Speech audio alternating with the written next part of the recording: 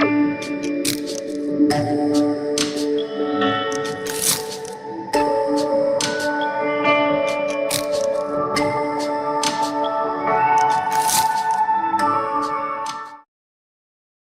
lot of anxious attachment individuals, they're seeking this like high from relationships, like this, like intense, deep love, that honeymoon phase they like live for, right? And they're the love addicts, right?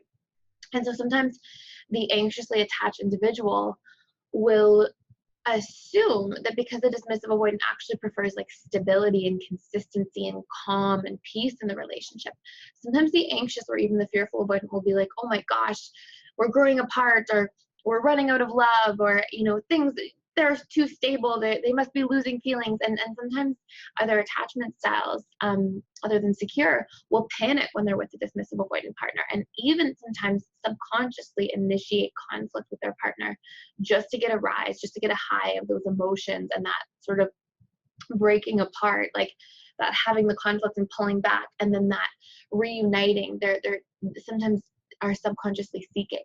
So sometimes the anxious or the fearful avoidant will, as a subconscious strategy to maintain or to achieve this high of emotional connection, will literally create conflict or start a fight, or just to get the emotions engaged, just to get a rise, and then to feel like there's this deep connection when the conflict is resolved. Something that is really important is that if you can, we can always repair relationships if the person is open to an initial discussion. And what we want to do when we're repairing a relationship with a dismissive avoidant, and whether this is a friendship or a romantic partnership, you really want to reach out, validate the person's feelings without too much emotionality. If we say, hi, Sandy, I'm glad you made it here in real time. Hi, Priksha. So if we are we're getting stuck sometimes where we the anxious or the fearful avoidant can be like so emotional, like, I'm so sorry for what happened, I'm so sorry I made the mistakes that I did, will you ever forgive me? If we bring in too much emotionality into our communication, it actually pushes the dismissive avoidant further away. So what the goal is that when you address the dismissive avoidant, or when you're trying to repair the relationship, you want it to be very like matter of fact. So you want to validate the dismissive avoidant's feelings, but you want to do it like, hey, you know what? I recognize that in the past I became very emotional at the end of the relationship. I recognize that you probably felt unsafe and needed to create space, and I understand that, and I've done some reflecting and work on myself, and I realize that I can show up differently, and I trust myself to do so, and I would love to re-engage the relationship if you're open to giving me a shot.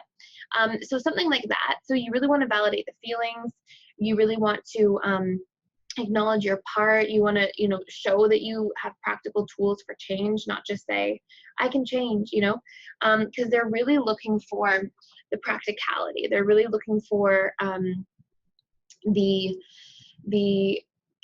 practicality, the consistency, the stability. Like, this is something super important to the dismissive avoidant. And then when this starts to happen, the reason the fearful avoidant and anxious attachment get so triggered by the DA is because they literally are not expressing their feelings and needs. And so they feel like there's this perception of imbalance over time. Like, oh my gosh, I'm giving so much. I'm trying so hard, and look, this person, the moment they're cold, it hurts so much, because conflict is literally born of a perception of imbalance. Now, what is of the utmost importance is that this when I tell you this material and I share these things with you, this isn't so we can chase around the DA and become codependent. This is very specifically so we can bridge that connection, build rapport, and rapport is really about understanding somebody else and trying to meet them part way with where they're at. But if we don't do the second step as any other attachment style, and we don't turn around and then make sure that we are expressing our feelings and our needs and taking them into equal consideration, then we go back to that cycle of pain, and we'll have those emotional outbursts again, because it can be really challenging. So it is so important that as we are doing this work to re-engage the dismissive avoidant, if this is any of you, or if you're the dismissive avoidant yourself, then we have to make sure that we are expressing our feelings and needs. And dismissive avoidants want to know what your needs are. They really do. They just take them in a very literal manner, and they don't read between the lines that well.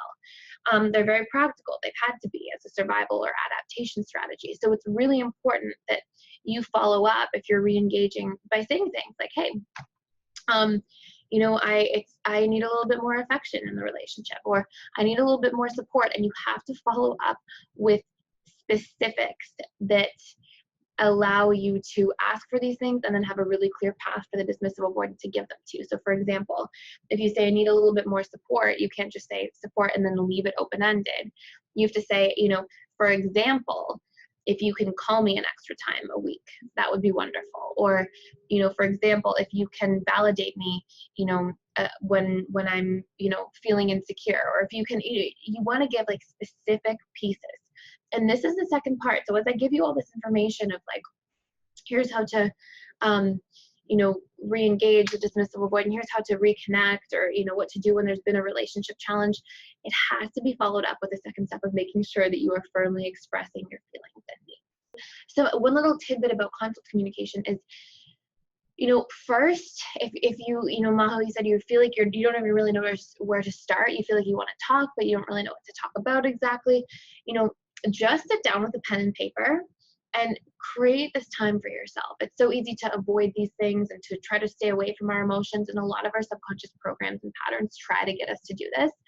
And it's really powerful to sit down with a pen and paper and just write out for yourself, okay, you know, what are all the things that I'm carrying right now? So if it's in a relationship, if it's in a career, but let's just say, Maha, like it's obviously about your relationship. So write down all the things that are bothering you. You know, I feel invalidated, or I feel like we don't communicate enough, or whatever it is, write them all down.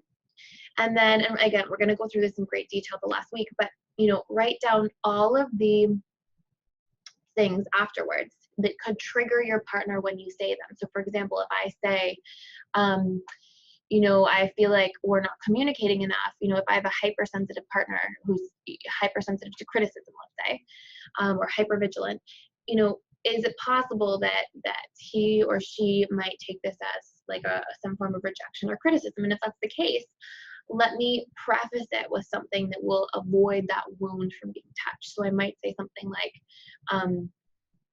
hey, you know what?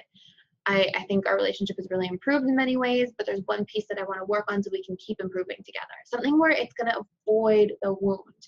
So again, write out all things that are bothering you. Put out beside all those things in another column, you can put all the things that you're afraid will become unheard because the person might be triggered.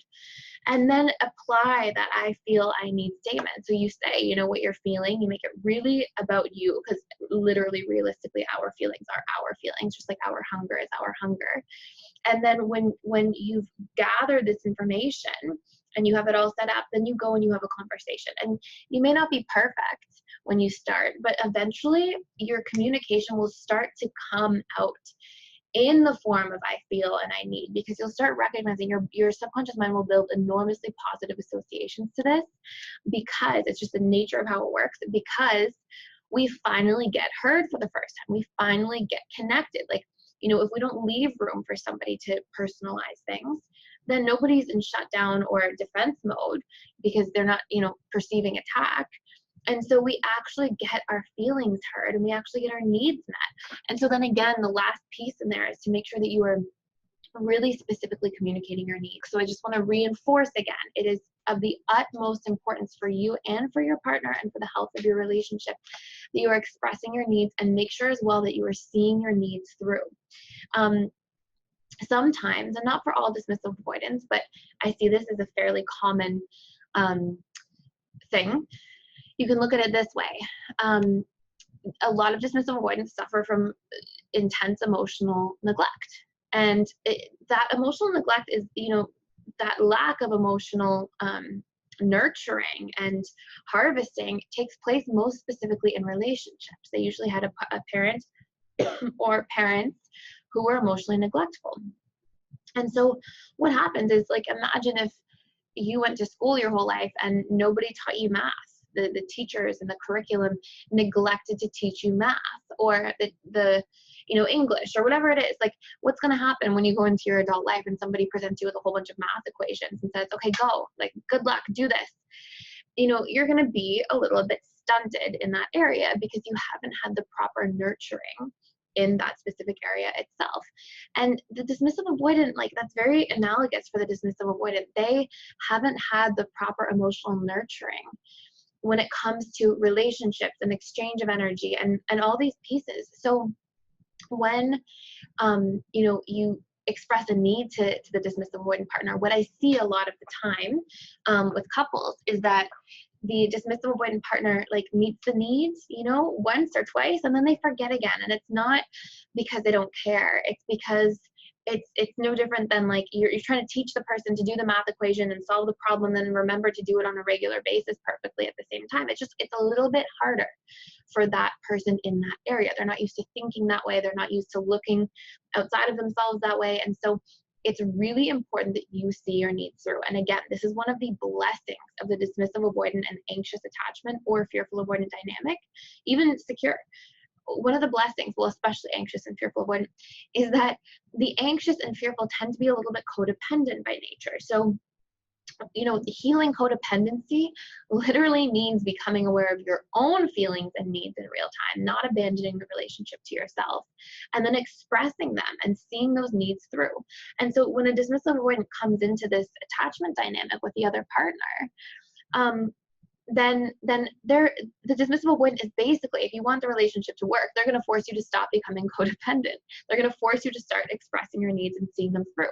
So this isn't just important for the relationship, it's important for your individual healing to the nth degree. And likewise, the opposing attachment dynamics, fearful and or anxious, they come in and they're helping the dismissive to start, growing and flourishing in the interpersonal relationship area and being more aware of the exchange of energy and the warmth and all of those different pieces. Now, at the youngest age is when we get the strongest imprint, because remember, you have your entire life, your reticular activating system, that filtering system of the brain, is working on behalf of your programming. So the earliest perceptions, the earliest feelings and beliefs and imprints that we get in our subconscious run the deepest, and our RAS has worked for them the longest. So it's rare that our attachment style changes too drastically, too much. And even things like being in a really abusive or painful adult relationship that then changes your attachment style, I would even, ask you to beg the question like, well, then why did I stay? Like I must have had some kind of unhealthy patterning somewhere in me that allowed me to go through that situation. So chances are, even if we have some somewhat stable relationships, maybe we were with more secure people and we always had this attachment style in the background, or we were partially there. It's not black and white. So major causes of fearful avoidant attachment style are like just trauma in the home. This can be sexual abuse trauma, this can be violence in the household, this can be a parent who's an addict, but there's a lot of like unsafety, and then there tends to be some kind of like connection that comes in some form, but that connection is almost like balanced out by so much unsafety and confusion a lot of the time. So you can think of, I think of the fearful avoidant as being like, come here, come, I want you to be close. And then like the person comes close and they're like, no, go away, go back, it's too much. And so, if we look at like the anxious attachment and we look at the dismissive avoidance, what the fearful avoidant is basically doing is they're expressing both sides of the attachment spectrum. So they can have that neediness and some of those codependent traits and qualities, and they can become enmeshed, and they can pour all their energy into a relationship and all of that. But then at the same time, they have a lot of deactivating strategies. So they can really need to like push their partner away, and fearful avoidance more than anybody have a really difficult time settling into a relationship. And I mentioned that in a fearful avoidant video a long time ago, and I get so many comments on a regular basis from people being like, can you please make a video on settling into a relationship? I literally have that on the top 3 priorities for next videos, because it's really challenging. The fearful avoidant is like, they have a hard time like being in the middle ground. Everything has to be like so good, or they're constantly flip-flopping between activating strategies and deactivating strategies. And what this is like at its root cause, what it comes from, is that caregivers felt unsafe and untrustworthy in childhood. So when a child felt emotionally charged or triggered or uncomfortable, it's like they want their caregivers because we instinctively reach for our caregivers. We're wired to be dependent, and one of our only biological fears is the fear of abandonment. And so we're wired for that connection to our caregivers, but we have so many negative associations built into them at the same time, like built into our perception of them. So it's like we want them, but then they come and we don't trust them, and they don't make us feel 100% safe and healthy. And so we're afraid of them at the same time as we want them. And I saw in one of the questions, like I think last week, somebody said, oh, we never talk about disorganized attachment. You will hear fearful avoidant be referred to as anxious avoidant, fearful avoidant, and disorganized. They're all just the same attachment style, just with different terminology. Honestly, when I was learning about this stuff originally, I got really accustomed to calling the fearful avoidant the fearful avoidant. But I think one of the best ways of remembering about a fearful avoidant attachment style is through calling it anxious avoidant, because it literally summarizes that it's expressing both ends of the attachment spectrum. So the fearful avoidant tends to express the opposite of the partner they're with. So if fearful avoidant tends to, let's call it anxious avoidant for the sake of this example, if the anxious avoidant tends to be with a dismissive avoidant, they're going to become more anxious because they're feeling their partner being a little more emotionally withdrawn. So they're going to be trying to reel that person in.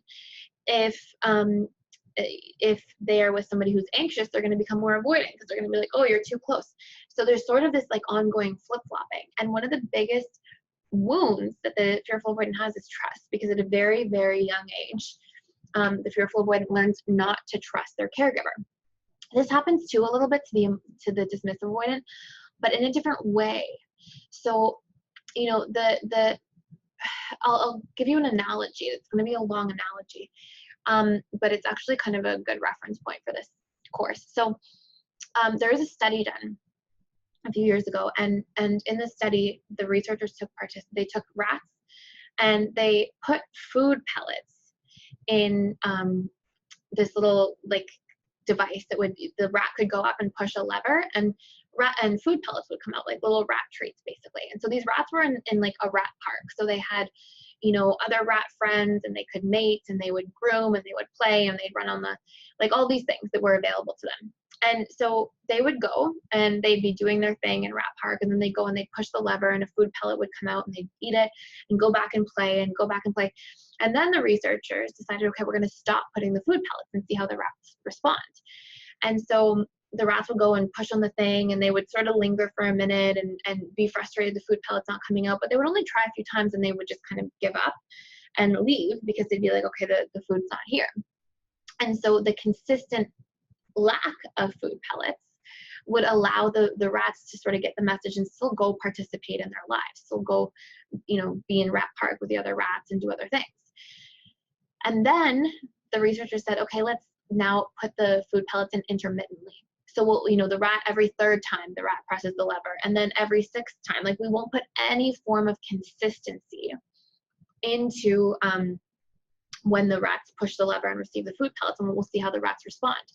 And what they found is that the rats stopped participating in their lives. They stopped grooming, they stopped mating, they stopped participating in rat park, and they would just hover around the food pellet device and just sit there and go around in circles and push the lever, and they just gave up on their lives. And it's interesting because there was no chemical compound introduced or no addictive anything, but the point of this experiment was to test the intensity of our addiction to intermittent reinforcement. And so, sometimes people who are with dismissive avoidance or fearful avoidance can feel some of this in relationships. They'll be like, there's this inconsistency, and I get I can't focus, and I hunger for the consistency, and oh my goodness, and they'll feel a lot of these things, whether they're with the fearful avoidant or sometimes somebody with a dismissive avoidant, because sometimes the dismissive can have these bouts of love and connection as well, but it tends to be more inconsistent. I find most attachment style individuals tend to be the most almost addicted to the fearful avoidant a lot of the time. And what this is actually reflecting is what the fearful avoidant felt from their own caregivers in childhood. And this is why you hear things it's called disorganized attachment, because there's such this disorderly feeling that exists in the fearful avoidance wiring of I want closeness so badly, I hunger, and I want connection, and at the same time, oh my gosh, I don't want it. And it's very it's a disorganized way of connecting in relationships is very challenging, and there's no consistency we're able to process. And so of course that same feeling that they're feeling inside and that they get programmed with as to what attachment is and what it means then goes back into their adult romantic relationships. So there's, this need for the caregiver, but this lack of trust at the same time. Thank you so much for watching. Again, please like, share, subscribe to this channel if you receive a lot of value, and please feel free to check anything out at www.personaldevelopmentschool.com. Thank you so much.